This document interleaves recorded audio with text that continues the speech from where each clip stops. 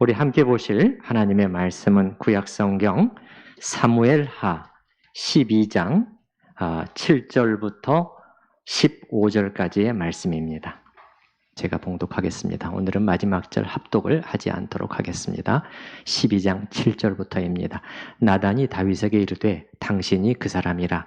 이스라엘의 하나님 여호와께서 이와 같이 이르시기를 내가 너를 이스라엘 왕으로 기름 붓기 위하여 너를 사울의 손에서 구원하고 내 주인의 집을 내게 주고 내 주인의 아내들을 내 품에 두고 이스라엘과 유다 족속을 내게 맡겼느니라. 만일 그것이 부족하였을 것 같으면 내가 내게 이것저것을 더 주었으리라. 그러한데 어찌하여 내가 여호와의 말씀을 업신여기고 나보기에 악을 행하였느냐. 내가 칼로 햇사람 우리아를 치되 암몬 자손의 칼로 죽이고 그의 아내를 빼앗아 내 아내로 삼았도다. 이제 내가 나를 업신여기고 햇사람 우리아의 아내를 빼앗아 내 아내로 삼았은즉 칼이 내 집에서 영원토록 떠나지 아니하리라 하셨고, 여호와께서 또 이와 같이 이르시기를 보라, 내가 너와 내 집에 재앙을 일으키고 내가 내 눈앞에서 내 아내를 빼앗아 내 이웃들에게 주리니 그 사람들이 내 아내들과 더불어 백주에 동침하리라. 너는 은밀히 행하였으나 나는 온 이스라엘 앞에서 백주의 이 일을 행하리라 하셨나이다 하니, 다윗이 나단에게 이르되 내가 여호와께 죄를 범하였노라 하매, 나단이 다윗에게 말하되 여호와께서도 당신의 죄를 사하셨나니 당신이 죽지 아니하려니와 이 일로 말미암아 여호와의 원수가 크게 비방할 거리를 얻게 하였으니 당신이 낳은 아이가 반드시 죽으리이다 하고 나단이 자기 집으로 돌아가니라. 아멘. 우리가 평소에 다윗을 인용할 때는 교훈이 되고 감동적인 얘기들을 주로 하고 있습니다만은 지난 주일과 오늘은 이제 그 반대로 사실은 안 좋은 얘기를 하고 있죠. 그렇다면 이제 다윗이란 인물을 어떻게 평가할 것인가 할 때, 또 어떤 사람들은 매우 소수이긴 합니다만은 또 다윗이 실족한 이 사건 하나를 지나치게 부각시키고, 그리고 그의 인간적인 약점, 자기들이 보기에 이제 약점이라고 생각되는 그런 것들을 또 가져와서 다윗이란 사람도 결국은 우리와 별로 다를 바 없는 사람이다, 별 볼 일 없는 사람이라는 거죠. 그렇게 평가절하하려고 하는 그러한 이제 그 관점도 있습니다만은, 좀 이러한 관점 역시 또 그 균형이 깨진, 치우친 관점이라고 생각이 돼요. 저로서는 이러한 관점을 결코 용인하지 않는 성경에 너무나도 많은 증거들을 가지고 있습니다만은, 오늘은 한 구절만 잠깐 말씀드리고 넘어갈게요. 성경에 보면은 열왕기상 15장에 다윗이 범죄한 이 사실을 언급하면서도, 그럼에도 불구하고 그 하나님께서 다윗의 생애 자체를 부정하지 않으시는, 오히려 긍정으로 말씀하시는 구절이 있거든요. 제가 읽어드려 볼게요. 이제 우리에게는 왜 그러냐면은, 왜 이렇게 말씀을 인용하냐면은, 사람들에 따라서 다윗에 대해서 이렇게 말할 수도 있고 또 저렇게 말할 수도 있겠죠. 그러나 결론은 어디서 나는 거죠? 성경에서 나는 겁니다. 성경의 평가. 성경이 어떻게 다윗을 평가하시는가? 딱 요 한 문장 나옵니다. 열왕기상 15장 5절. 이는 다윗이 햇사람 우리아의 일 외에는, 요거 하나 딱 언급합니다. 평생에 여호와 보시기에 정직하게 행하고. 정직하다는 것은 구부러져 있지 않고 반듯하다, 바르게. 그 말. 여호와 보시기에 그렇게 됐다는, 여호와 보시기에, 이게 하나님의 평가였다는 것이에요. 여호와 보시기에 평생에 바르게 온전히 행하였고 자기에게 명령하신 모든 일이라고 됐습니다. 요 하나 빼놓고는 모든 일을 어기지 아니하였습니다. 그래서 자꾸 다윗이 죽은 다음에도 그 후대 사람들을 다윗과 비교하게 되는 것이에요. 내 종 다윗만큼 너희가 온전히 순종하지 않고 또 전심으로 나를 따르지 않았다, 하나님께서 자꾸 말씀하시게 되는 것이죠. 그럼에도 하나님의 말씀이 다윗이 넘어진, 그것도 크게 넘어진 이 사건을 그냥 이렇게 그냥 조금도 숨김없이 낱낱이 기록해 놓고 있기 때문에 우리도 이 대목을 그냥 넘어가지 않고 하나하나 짚어가면서 살펴보고 있는 것입니다. 이것을 통해서 하나님께서 우리에게 주시고자 하는 교훈이 무엇인가 하는 것을 우리가 정확히 찾아내서 배우고 또 마음에 새기고 잊지 말아야 될 부분들이 분명히 있기 때문에 그런 것이죠. 오늘은 나단을 통한 이 다윗의 질책, 이 질책이죠. 전체적인 내용이. 그것을 담겨져 있는 의미가 무엇인가 하는 것을 중점적으로 생각해 보고자 합니다. 저는 이 꾸짖음의 말씀인데 이 꾸짖음의 말씀에서 먼저 세 가지 정도가 감지가 됩니다. 하나님의 어떤 마음이랄까 감정이랄까 그 세 가지가 느껴지는데 첫째는 불쾌요, 두 번째는 긍휼이요, 세 번째는 탄식입니다. 첫 번째는 하나님의 그 말할 수 없이 불쾌해 하심이 있고요. 두 번째는 그러면서도 당신의 종 다윗을 향한 긍휼을 놓지 않으시는 하나님. 그리고 또한 이 일로 인한 하나님의 깊은 탄식이 함께 여기에 나타나고 있습니다. 첫 번째는 불쾌인데요. 불쾌. 하나님이 다윗 왕을 향해서 이렇게 말씀하시는 거예요. 다윗, 내가 나를 업신여겼구나. 업신여긴다는 것은 얕본다는, 무시한다는 뜻이잖아요. 그렇게 나오는지 한번 보십시다. 10절에 한번 보십시다. 10절. 이제 내가 나를 업신여기고. 그러면 다윗은 하나님을 어떻게 얕보았을까요?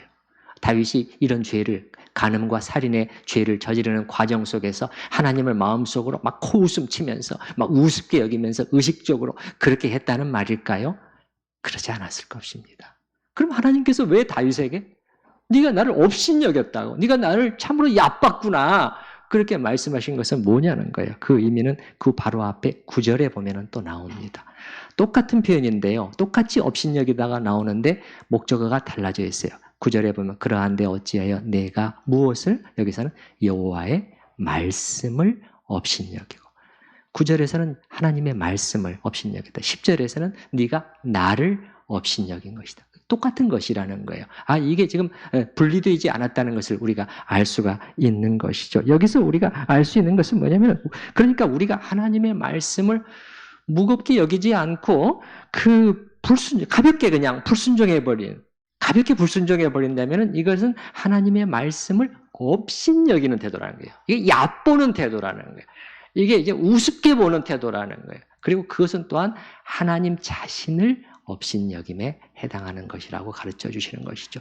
여러분, 여기서 우리가 배우는 것, 우리가 왜 하나님의 말씀을 가벼이 여기지 말아야 하는 것을, 이유를 또 발견하는 것이죠. 하나님과 그분의 말씀이 분리될 수 없다. 하나님을 향한 우리의 태도와 그분의 말씀을 향한 태도가 같이 간다는 것을 알 수 있죠. 그렇기 때문에 이 아침에도 우리가 이 매주일 예배 시간마다 하나님의 말씀을 우리가 상고하고 선포하고 되새기고 기도하고 그렇게 하는 이유가 바로 여기에 있는 것이죠. 그래서 우리가, 하나님은 지금도 우리에게 계속해서 말씀하고 계심이 분명한데, 말씀하시는 하나님이라고 제가 말씀드렸잖아요. 하나님 입을 다물고 계시지 않습니다. 이 삼위일체의 두 번째 위격이 말씀이잖아요. 말씀. 하나님은 끊임없이 우리에게 말씀하시는 하나님이시라고 제가 말씀드렸는데, 이 말씀을 우리가 무겁게 중하게 여겨야 된다. 이게 반대인 거예요. 업신여김의 반대인 거죠. 업신여김의 반대는 뭐냐면 무겁게 중하게 경외함으로 받는 태도인 것이지요. 그래서 첫 번째는 이게 불쾌해요. 하나님께서 네가 나의 말을 불쾌하십니다. 두 번째는 긍휼인데요. 긍휼. 다윗이 자신의 죄를 시인하자 나단이 하는 말이 뭐냐면, 하나님께서 당신의 죄를 용서해 주셨고 그러므로 당신은 죽지 아니하실 것입니다. 이게 사실 죽을 죄거든요. 다윗 자신의 입으로 말했잖아요. 지난번에 이 일을 행한 그 사람은 마땅히 죽을 자라. 맞는 말이에요. 다윗 자신이 그렇게 했기 때문에 이건 하나님이 쳐서 죽임을 당해야 되는 죄였어요. 그러나 바로 용서가 선포가 됩니다. 여러분, 13절 중간 정도 보시기 바랍니다. 범하였노라 하매 나단이 다윗에게 말하되 여호와께서도 당신의 죄를 사하셨습니다. 사해 주셨습니다. 용서죠. 하나님께서 용서를 바로 말씀해 주시고 있어요. 죽을 죄를 행한 사람에게 용서를 해주신다는 거예요. 이거는 하나님의 긍휼의 또 다른 표현이죠. 예, 회개하는 종에게 베푸시는 하나님의 긍휼이에요. 여기서는 다윗을 아끼시는 하나님의 마음도 또한 배어나고 있다고 생각이 됩니다. 하나님을 신실하게 따르던 진실한 마음으로 쫓아가던 종들이 때로 실수하고 실족할 수 있는데, 그렇다고 해서 우리 하나님은 바로 내치시는 그런 분이 아니라는 걸, 그들을 아끼시는, 그들에게 긍휼을 또 베푸시는, 또 용서해 주시는, 다시 세워주시는 하나님이라는 것을 이 말씀을 통해서 우리가 알 수가 있고요. 두 번째 긍휼이고, 세 번째는 탄식인데요. 나단이 이렇게 말하는 거예요. 하나님께서 당신의 죄를 용서해 주셨습니다. 그러나 이렇게 덧붙이는 거예요. 뭐라고? 하나님의 원수들에게 비방할 거리를 주고 말았습니다. 지금 14절에 나오는 말씀인데요. 14절 여기서 번역 하나를 잠깐 좀 바꿨으면 좋겠습니다. 여기 보게 되면 이 일로 말미암아 여호와의 원수가 크게 비방할 거리를 얻게 하였으니, 이렇게 되어 있는데 쓰니가 아니라 하였고 또한 당신이, 이렇게 하는 게 맞습니다. 왜냐하면 하였으니 이렇게 돼서 마치 잘못 이해하면 앞문장과 뒷문장이 서로 연결되어 있는 것처럼, 여호와의 원수가 비방할 거리, 이게 뭐냐? 아이가 죽는 것. 그 두 가지는 별개입니다. 그래서 그 원문에 있는 내용을 그대로 직역해 드린 거예요. 제가 얻게 하였고 또한, 이 단어가 들어가 있어요. 또한, 더 나아가 당신이 낳은 아이가 죽게 될 것입니다. 우리는 지금 앞의 문장을 굉장히 지금 관심을 갖고 있는 것인데요. 여호와의 원수가 크게 비방할 거리, 이전 번역에서는 회방할 거리를 그에게 그가 얻게 했다는 거예요. 복수로 나옵니다. 사실 단수가 아니라 여호와의 원수들이 이렇게 말을 하거든요. 그럼 비방한다는 이 뜻은, 회방한다는 뜻은 무엇인가? 원문으로는 이게 조롱한다는 뜻이에요. 경멸한다는 뜻이요. 여호와의 원수가 조롱하고 있는 거예요. 조롱하게 만드는 것이에요.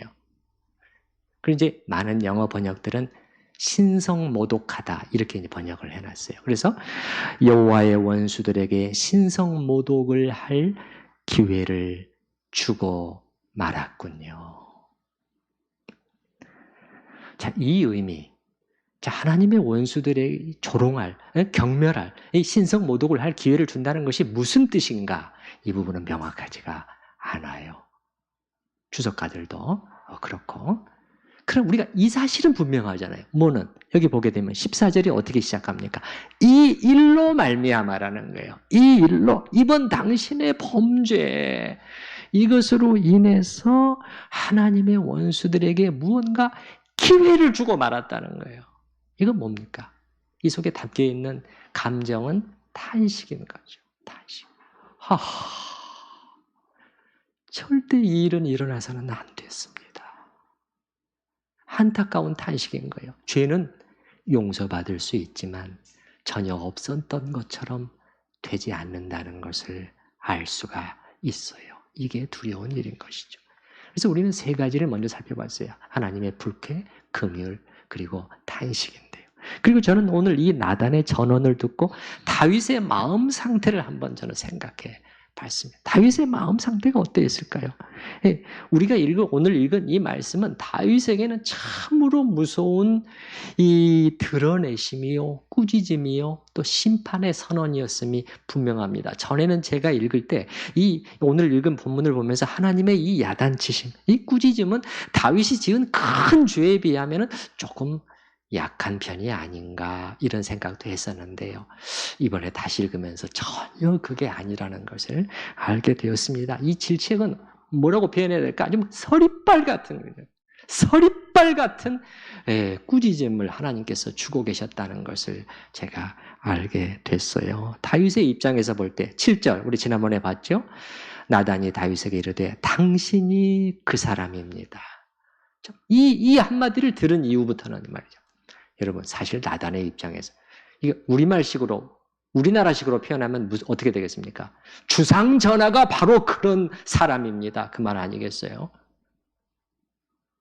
제가 볼 때는요, 나단이 이게 지금 목숨을 걸고 한 말이에요. 아무리 하나님의 뜻을 그대로 전한다고 하지만은요, 신하가 임금을 향해 자기 목숨줄을 쥐고 있는 사람입니다. 그냥 많은 말을 할 필요도 없어요. 데려가라. 형장으로 데려가라 하면 한마디면 끝나는 거 아닙니까? 근데 이 임금님이 바로 그 죽어 마땅할 죄를 진 것입니다. 이 말을 한 건 정말 쉬운 일은 아닌 것입니다. 그런데 이 한마디에서 이 직언에서 시작해서 나단의 입에서 계속해서 나오는 이 한마디 한마디를 들으면서 다윗은 마치 망치로 머리를 한 대 얻어맞은 것 같은 기분이었을 것 같아요. 자기로서는 어때요? 자기가 지금까지 지금 이제 시간들이 상당히 몇 개월 흘렀단 말이에요. 이제 애도 낳고 그러니까 상당한 시간이 흐른 거죠. 어떻게 보면 1년 이상이 지난 거죠. 감쪽같이 정말 아무도 모르게 해치운 일이었다고 생각을 하고 있었는데 최측근 몇 사람을 제외해 놓고서는 아무도 알수 없어요. 그리고 그들도 입을 다물고 있는 것이에요. 고맙게도 다윗의 입장에서. 근데 지금 이 일이 터진 거예요. 예를 들어서 어떤 사람이 정말 아무도 모르게 자기 생각할 때는 이건 완전 범죄야. 이렇게 어떤 행동을 했는데 어느 날 자기 앞으로 등기 편지가 하나 딱 배달이 되는데 이렇게 열어서 읽어보니까는 그동안 자기가 행한 일을 낱낱이 눈으로 다 본 것처럼 당신이 그때 그 사람을 둔 뒤로 그날 밤 어떻게 내리쳤고 그것을 그 시신을 누구랑 함께 어디로 옮겼고 그 다음에 어느 날 밤 몇 시에 어디로 가서 어디에다가 묻었잖아. 편지를 읽는 그 사람의 마음이 어떻겠어요? 등에 식은땀이 나지 않겠어요? 이게 뭐지? 이게 도대체 어떤 일이 생긴 거야? 응? 다윗의 이 나단의 말을 듣는 다윗의 감정이 그거랑 비슷하다는 거예요. 현대식으로 표현해 보면은 내가 숨어서 행한 그 하나하나의 장면이 누군가에 의해서 다 촬영이 됐던 거예요. 그래서 내 앞에 지금 영상으로 틀어지고 있는 거예요. 너무도 보여주고 싶지 않은 그 하나하나의 장면이 다 고스란히 찍혀서 내 앞에 지금 보여주고 있을 때.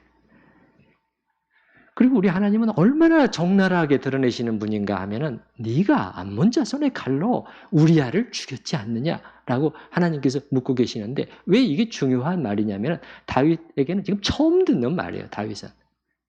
왜냐하면 모든 백성들은 어떻게 생각하고 있는 거예요? 장군 우리아가 암몬과의 그 치열한 전투에서 끝까지 장렬히 싸우다가 전사한 것으로 모두가 알고 있는 거예요. 뉴스가 그렇게 다 퍼져나갔잖아요. 그리고 아마 다윗 자신도 자기도 모르는 사이에 그런 식으로 자꾸 생각하고 있었을 수도 있고 그리고 자꾸 자기 속으로는 내가 내 손으로 우리아를 죽인 건 아니지? 그렇지? 이렇게 자기 합리화를 시도하고 있었을지도 몰라요. 이게 죄의 한 특성이라고 그랬잖아요. 속이는 거. 그리고 막 우리아가 그때 더 잘 싸우고 그곳에 내가 배치하라고 하긴 했지만은 끝까지 잘 싸우고 더 힘을 냈더라면은 살아날 수도 있었어. 근데 그렇게 못해가지고 죽은 거지. 그렇지? 그러고 있었을 수도 있어요. 근데 하나님께서 아니라는 거예요. 9절 하반절을 한번 보시기 바랍니다. 9절. 악을 행하였느냐? 내가 칼로 주어가 너입니다. 너예요. 네가 칼로 햇사람 우리아를 쳤다. 근데 어떻게 했느냐? 암몬 자손의 칼로 죽였다는 거예요. 암몬 자손의 칼을 빌렸지만 네가 찌른 거야. 다윗은 처음 이 말을 들은 거예요. 공개적으로 다 쉬쉬하고 있는데 다시 한번 하나님은 보고 계시는 분이라는 것을 알 수가 있는 것이지요. 사람은 속일 수 있지만 하나님은 결코 그렇게 알 수 없는 두려우신 분입니다, 여러분. 갈라디아서 6장에 있는 것처럼 절대 내가 만홀히 여김을 당하지 아니하리라 하나님께서. 너희 나 그렇게 생각하지 마라. 나 우습게 보지 말라는 거예요. 심는 대로 거두게 하시는 분이시라는 신약에도 그렇게 나오잖아요. 그리고 이제 앞으로 진행될 심판의 예언 한마디 한마디가 나오는데 이건 막 다윗의 가슴을 칼로 후벼 파는 것 같았을 것 같아요. 하나님께서 말씀하십니다. 앞으로 칼이 내 집을 떠나지 않을 것이라는 거예요. 칼은 뭡니까? 피입니다. 피. 죽음을 말하는 거예요. 근데 그것도 너의 집에서라고 하나님께서 말씀하시거든요. 10절 한번, 10절 하반절을 한번 보시기 바랍니다. 10절. 내 아내로 삼았은 즉 칼이 내 집에서 이렇게 말하잖아요. 이 내 집이라는 건 뭐냐면은 가정을 말하는 것입니다. 왕실을 말하는 거예요. 다윗의 왕실, 가족들 안에서 이 말이에요. 11절에도 또 그렇게 나오거든요. 여호와께서 또 이와 같이 이르시기를 보라 내가 너와 내 집에 재앙을 일으키고 이렇게는 이걸 그대로 제가 원문을 그대로 번역을 해드리면 이렇게 돼 있어요. 내가 너를 거슬려서 너의 집 안에 재앙을 안 좋은 일, 나쁜 일을 내가 일으킬 것이다. 너의 집 안에, 너의 가정 안에서 여러분 바깥에서 쳐들어온 적이 있다면 아무리 무섭고 아무리 힘들어도 차라리 목숨을 걸고 싸울 수나 있는 거예요. 근데 여러분 집 안에서 이 일이 터져버리면 어떻게 됩니까? 누구를 향해서 싸우죠? 지금 자녀들이 칼부림을 하고 있는데 뭘 어떻게 할 수 있는 거예요? 아버지를 향해서까지 칼을 들이대는데 어떻게 할 수 있는 거예요? 훨씬 더 힘들고 고통스러운 지금 심판의 예언들인 것입니다. 그리고 하나님은 또 말씀하시는 것이에요. 너의 아내들이 다른 사람들과 동침하게 될 것이라는 거예요. 11절 두 번째 문장부터 한번 보십시다. 보라 거기 나오고 내가 내 눈앞에서 재앙을 일으키고 내가 내 눈앞에서 내 아내를 빼앗아 내 이웃들에게 주리니 그 사람들이 내 아내들과 더불어 백주에 동침하리라. 무슨 말입니까? 네가 남의 아내를 빼앗았는데 그 고통스러운 기분을 너는 몇 배나 맛보게 될 것이라는 것이에요. 그리고 은밀히 아니다. 나는 백주애라는 거예요. 하나님께서. 거기 12절 보시기 바랍니다. 12절. 너는 은밀히 행하여서 이게 몰래 행했다는 거예요. 그러나 나는 그렇게 하지 않겠다. 나는 온 이스라엘 모든 사람들이 보는 앞에서 백주에 너의 아내들을 줄 것이라는 것이에요. 여러분 하나님은 필요하시다고 판단될 경우 때로는 이처럼 가차 없으십니다. 이 모든 말을 들은 후에 다윗은 어떻게 반응했을까요? 13절에 나옵니다. 13절에 다윗이 나단에게 이르되 내가 여호와께 죄를 범하였노라. 다윗이 어떤 톤으로 말했을까요? 내가 여호와께 죄를 범하였구만. 이렇게 말했을까요? 아니에요. 제정신이 돌아온 다음에 충격, 제가 망치로 얻어맞은 것 같았을 거라고 했잖아요. 목소리는 떨렸을 것이고 말을 끝까지 이어가기도 어려운 문장을 한 문장을 했을 거예요. 내가 하나님께 나를 믿어주신 하나님께 내가 이렇게 했구나. 다윗이 떨었을 이유는 하나님이 어떠신 분인가를 또 알았기 때문이기도 할 것이에요. 하나님은 어떤 분이시죠? 제가 말씀드렸죠. 하나님은 빈말하시는 분이 아니라 경고만 반복해서 주시는 분이 아니라 경고하시고 반드시 그대로 행하시는 하나님이라는 거예요. 지금도 우리 가운데서 하나님은 그런 하나님으로 계십니다. 하나님은 말씀만 하시고 행하지 않으시는 분이 아니에요. 움직이고 계십니다. 이 예언 후에 실제로 이 심판의 일들이 진행이 되는데 말씀하신 그대로예요. 한 말씀도 떨어지지 않아요. 자, 예를 들어서 보십시다. 15절 오늘 우리가 읽은 바로 밑에 거기 어떻게 나옵니까? 우리아의 아내가 다윗에게 낳은 아이를 여호와께서 지심에 심히 알는지라. 다윗은 정말 매달렸습니다, 여러분. 매달렸어요. 자기 몸에서 나온 아들 10명이면 10명 중에서 1명 죽으면 아무것도 아닌가요? 아니에요. 10손가락 깨물어 아프지 않은 손가락 없다고 그러잖아요. 자, 살려달라고 음식을 끊으면서 매달렸지만은 되지 않아요. 그 아이는 회복되지 못하고 세상을 떠나게 됩니다. 그리고 13장 1절로 가보시기 바랍니다. 이 일이 있은 다음에 이 사건, 아이가 죽고 나서 그 다음 사건은 13장 1절에 그 후에 이 일이 있으니라. 이게 여러분 무서운 말이거든요. 성경을 아는 사람이, 사무엘서를 아는 사람이라면 이게 얼마나 무서운 말인가를 알 거예요. 이게 이제 무서운 일의 시작을 고하는 한 문장이거든요. 그래서 13장 1절에 보게 되면은 그 후에 일이 있으니라 다윗의 아들 압살롬에게 아름다운 누이가 있으니 이름은 다말이라. 그래서 이제 어떻게 됩니까? 왕실 안에서 성폭행이 일어나고 여기에 불만을 품은 셋째 왕자 압살롬이 첫째 왕자 암논을 살해하고 다른 나라로 도망가죠. 여러분, 여러분의 자녀가 3명인데 두 아들이 싸워가지고 한 명은 죽이고 안 잡히려고 감옥 안 가려고 한 명은 어디 알 수 없는 곳으로 도망갔어요. 여러분 부모된 자로서 여러분의 심정이 어떻겠습니까? 여러분의 심정이 어떻겠어요? 다윗의 마음은 그 이상이었습니다. 성경을 보면 알 수가 있어요.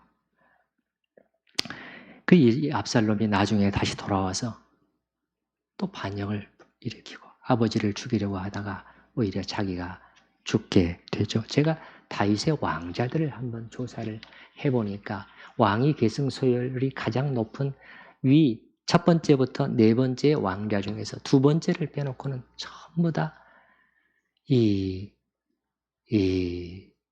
비참한 죽음으로 끝났더라고요.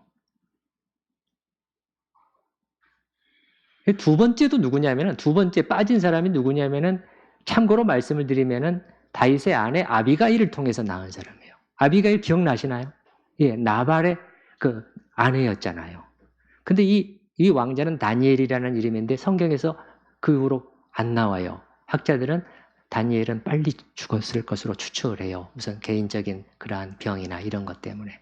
그 두 번째 왕자 빼놓고는 첫째, 셋째, 넷째 전부 다 마지막 넷째까지 이어지더라고요. 제가 보니까. 근데 다윗이 죽은 후에요. 솔로몬이 왕위에 오른 다음에 넷째 왕자. 이제는 넷째가 왕위 계승 소열, 자기가 보기에는 첫 번째거든요. 또 왕위에 욕심을 부리는 거예요. 그래서 결국 솔로몬의 명예에 의해서 죽임을 당하게 됩니다. 피예요. 피.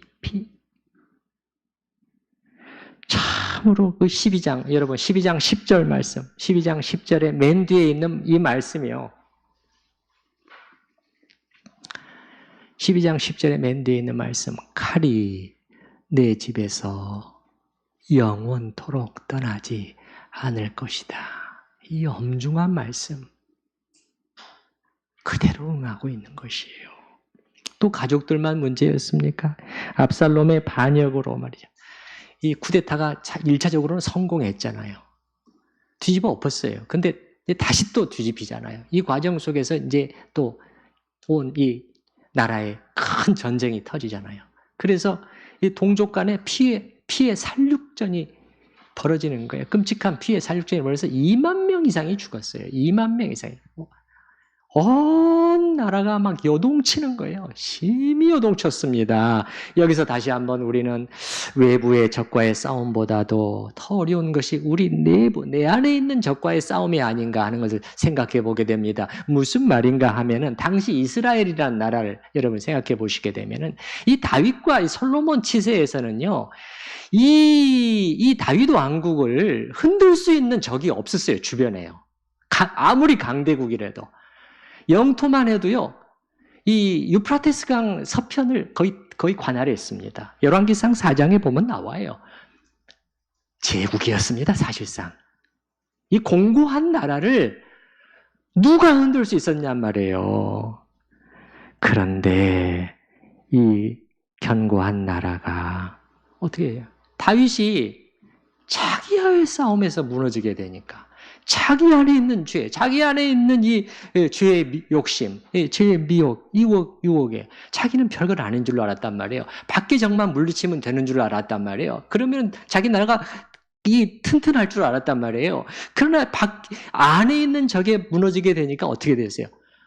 그저 다 다 흔들리는 거예요. 왕실도 흔들리고 나라 전체도 흔들리고 난리가 아니었습니다. 난리가 아니었어요. 우리가 마찬가지예요. 다윗만이 아닙니다. 우리도 마찬가지예요.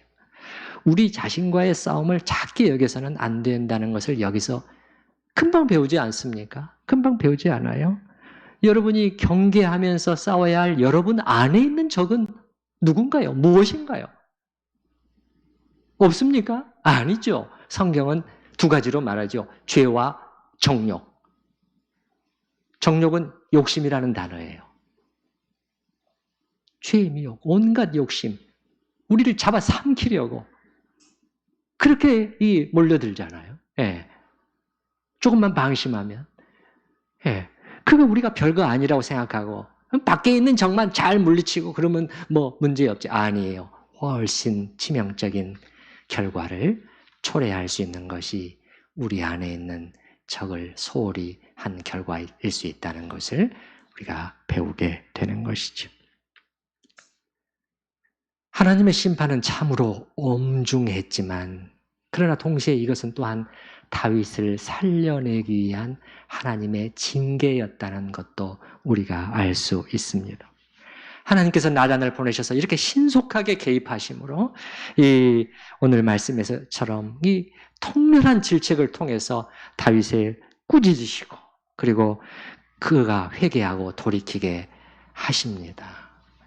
이게 지난번에 말씀드린 시편 51편이라고 말씀드렸어요. 여러분 우리 잠깐 잠깐 좀 훑어봤으면 좋겠어요. 시편 구약성경 시편 51편 제 성경으로는 839페이지인데요. 시편 51편 말씀 잠깐 보십시다.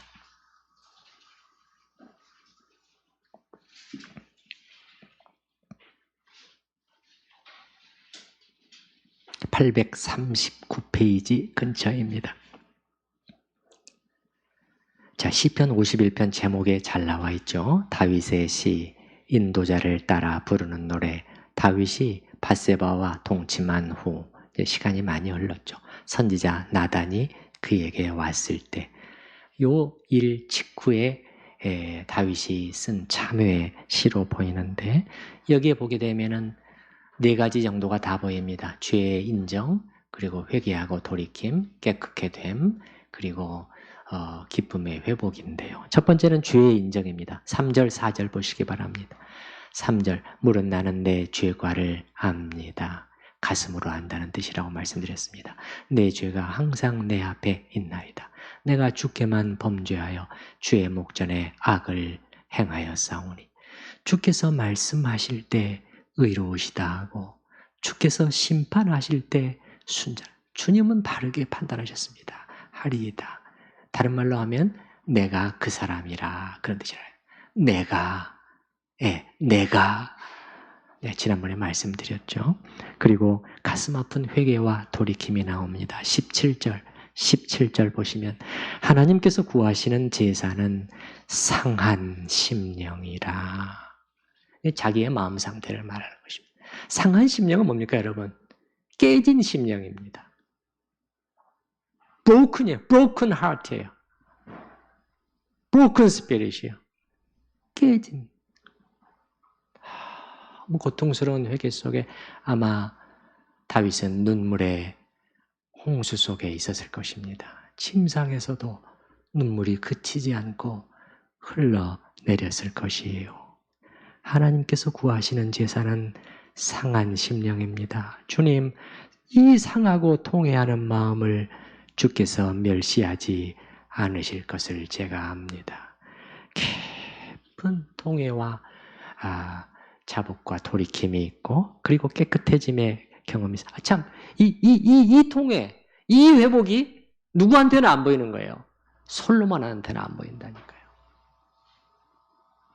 그러니까 돌아오지 않은 거예요. 끝까지 배교의 길에서.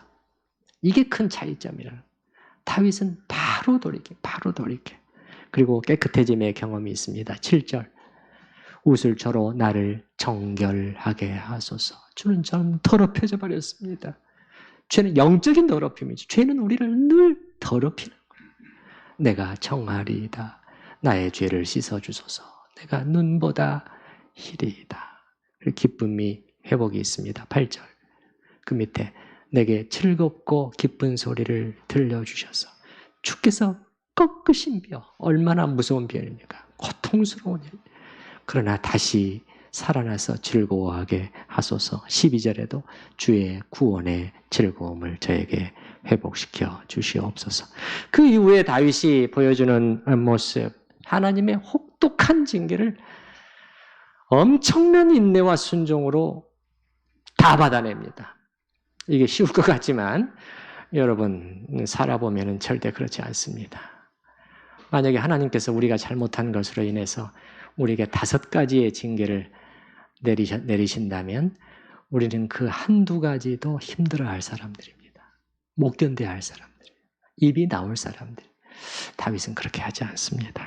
그리고 놀라울 정도의 인내와 순종으로 다 받아내고 이런 과정을 통해서 그는 더 깨끗해지고 더 고결해지고 더 깊어진 하나님의 사람으로 서가는 것을 우리가 볼 수가 있는데 아마 다윗이 쓴 많은 시편, 그 아름다운 시편들도 이 과정 속에서 쓰여지지 않을까 싶습니다. 나중에 기회가 되면 이런 부분도 한번 조명해 보고자 합니다만은 여러분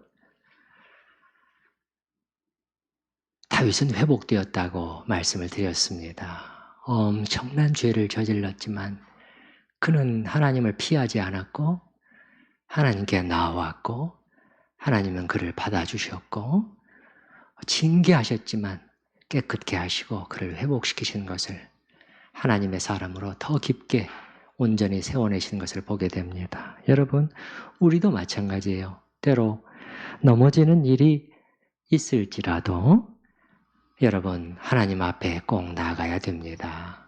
하나님 앞에 나가야 돼요. 제가 하는 말이 이 말이에요. 죄를 짓더라도 하나님은 놓으면 안 된다. 죄를 짓더라도 하나님을 놓아서는 안 된다는 거예요. 아멘. 절대 놓으면 안 됩니다. 나아가면은 사는 길이 있고 나아가야만 살아요. 그렇지 않으면 점점 더 깊이 빠져들어간다는 것을 여러분 잊으시면 안 됩니다. 오늘 우리는 하나님이 어떤 분이신가에 대해서 여러 가지로 봤습니다. 하나님은 드러내신 분, 보고 계시는 분, 드러내시는 분, 그리고 말만 하시는 것이 아니라 심판을 행하시는 분, 그러면서도 긍휼을 베푸시고 다시 살려내시는 분. 한 가지만 더 말씀드리려고 하는데 저는 이 오늘 본문을 다시 묵상하면서 이런 생각을 하게 됐어요. 다윗까지도 하나님의 마음을 상하게 했구나. 이 생각이 드는 거예요.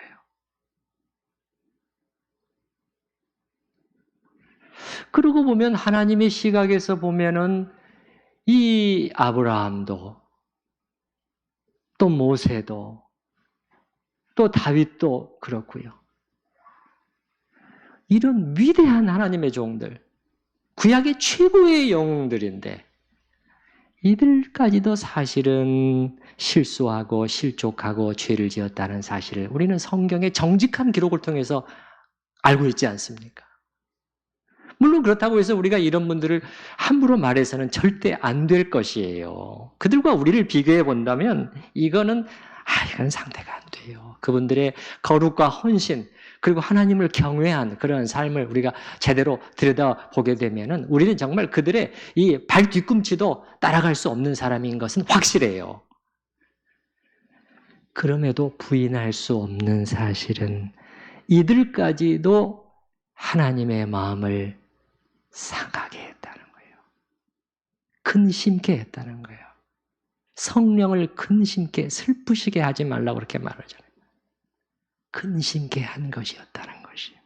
저는 이걸 보면서 제 마음에서 나오는 고백은 우리 인간의 의는 다 누더기 같은 것이고 우리는 모두 불순종하고 하나님을 거스르기에 빠른 자들이라는 거예요. 그건 그렇지 않습니까? 이런 우리를 하나님은 참아주시고 용서해 주시고 기다려 주시고 또다시 인애를 베풀어 주시는 분. 참으로 로마서 3장에서 사도 바울이 한 말이 정말 맞는 말이에요. 사람은 다 거짓되되 다예요. 다 다 거짓되되 오직 하나님만 참되고 의로우시다 할지어다. 이렇게 고백하잖아요. 하나님은요, 늘 우리의 죄와 불순종과 거역으로 인해서 고통을 받아오신 분이시고 지금도 받고 계시는 분이시죠. 어디까지 가셨죠, 여러분? 우리의 죄로 인한 하나님의 고통은 어느 자리까지 가셨죠? 저는 이렇게 말합니다. 십자가의 자리까지였다는 거예요. 그렇지 않습니까? 저 칼보리 위에서 어찌하여 이렇게 부르짖으면서 피를 흘려 주시기까지 우리 죄로 인해 고통을 받으셔야 했던 분이 하나님이시라는 거죠.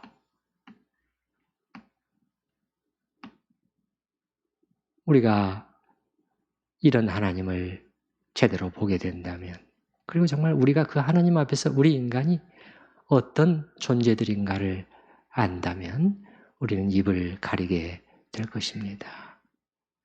큰 소리 치지 않게 될 것이에요. 우리 예수 믿는 사람들에게만 일어날 수 있는 일이죠. 뭐가 뭔지도 모르고 저 밖에서 떠들어대고 큰 소리 치고 있는 사람들이 있죠. 많잖아요. 우리는 입을 다물고 아, 주님, 우리는 아닙니다. 사실은 다윗도 아닙니다. 사실은 모세도 아닙니다. 존귀와 영광을 받으셔야 할 분은 주님 당신뿐이십니다. 하고 엎드려 찬미와 경배를 올려드리게 되는 것이지요. 우리 지난 주일과 이번 주일 두 주에 걸쳐서 하나님의 사람 다윗의 이 실족 사건을 통해서 우리는 참으로 많은 것들을 생각할 수가 있었습니다. 이 시간 잠깐 하나님 앞에서 다시 한번 정리하면서 기도하는 시간을 갖도록 하십시다.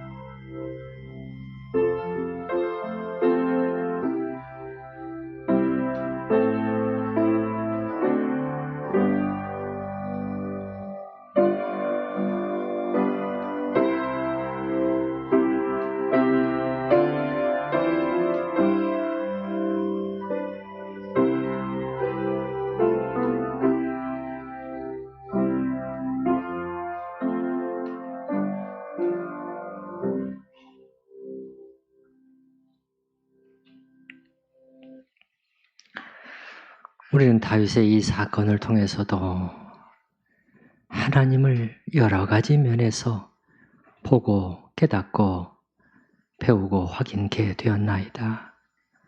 우리 하나님은 보고 계시는 분, 드러내시는 분, 말씀만 하실 뿐만 아니라 말씀대로 행하시는 두려우신 분, 그러면서도 용서와 긍휼로 우리를 다시 살려내시는 분임도 저희는 배웠나이다. 주님, 무엇보다도 이런 하나님의 사람들마저 주님의 마음을 상하게, 아프게, 근심케 만들었다는 이 사실을 보면서 하물며 저희는 어떠할까요? 저희는 하나님을 불순종하고 거스르기에 너무도 빠른 자들이 아닙니까? 주님, 이런 우리를 향한 하나님의 참으심, 고통, 십자가에까지 주님은 그 고통을 다 받으시고 우리에게 회복과 생명, 다시 깨끗게 됨을, 다시 기쁨을 회복될 수 있도록 또 연하여 인애를 베푸시는 구원의 하나님이 아니신가요? 주님, 오직 주님만 영광을 받아 주시옵소서. 저희는 아닙니다. 어느 누구도 아닙니다. 하나님뿐입니다. 이런 하나님 앞에서 저희가 또한 죄를 가벼이 여기지 않게 하시고 주님의 말씀을 업신여김으로 주님을 업신여김, 그러한 어리석음에 떨어지지 않도록 저희를 은혜 가운데 지켜주시옵소서. 예수님의 이름으로 기도드립니다. 아멘. 찬송가 395장 함께 찬양하십니다.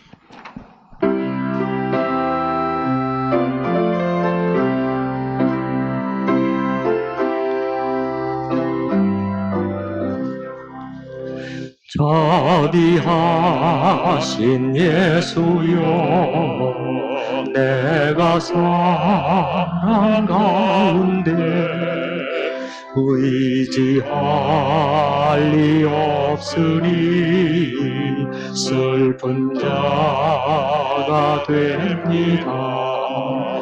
마음심이 어두니 밝게 하여 주소서.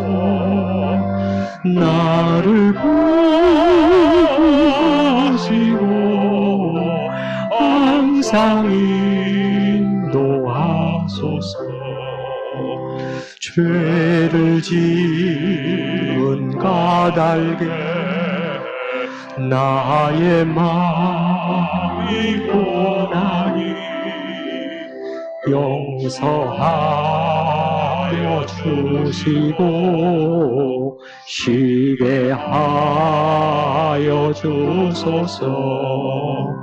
천국 가고 싶으나 나의 공로 없으니 예수 공로 힘입어 천국 가게 하소서.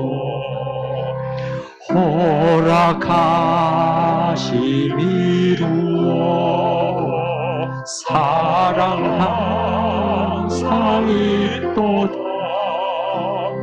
모두